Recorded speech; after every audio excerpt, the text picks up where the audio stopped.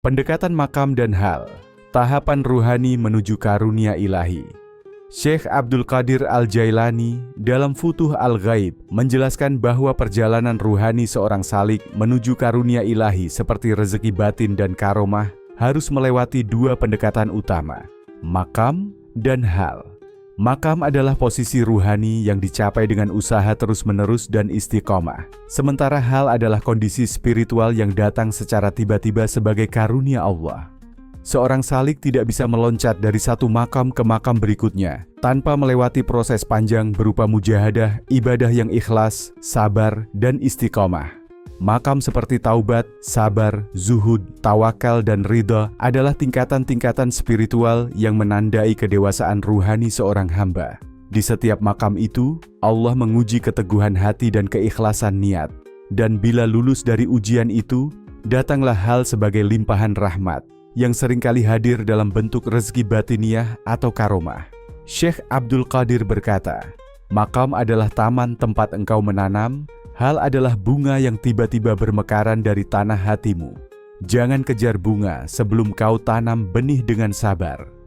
Artinya, seorang murid yang belum menuntaskan makam sabar tidak mungkin mencapai hal ridha. Dan tanpa melewati makam tawakal, tidak akan muncul hal berupa karomah. Karomah adalah hasil ikutan, bukan tujuan. Ia adalah buah dari pohon makam dan hal yang dirawat dengan sabar, zikir, dan kepasrahan total kepada Allah.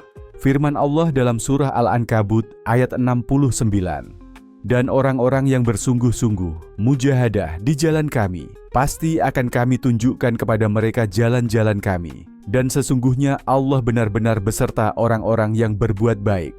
Rasulullah Shallallahu Alaihi Wasallam bersabda, sesungguhnya Allah berfirman, barang siapa yang memusuhi waliku, maka aku umumkan perang terhadapnya. Hambaku terus mendekat kepadaku dengan amalan sunnah hingga aku mencintainya. Hadis riwayat Bukhari. Dalam pendekatan makam dan hal, Syekh mengajarkan agar murid tidak tergesa ingin mendapatkan karunia ilahi sebelum menyempurnakan makamnya.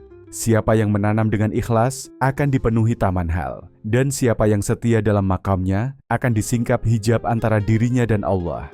Hal adalah karunia, bukan hasil usaha. Tapi tanpa makam, hal tidak akan mampir. Maka jalan menuju rezeki dan karomah bukan dengan berharap kejadian luar biasa, tapi dengan membersihkan jiwa, meniti setiap makam dengan sabar, dan membiarkan Allah menurunkan hal sesuai kehendaknya.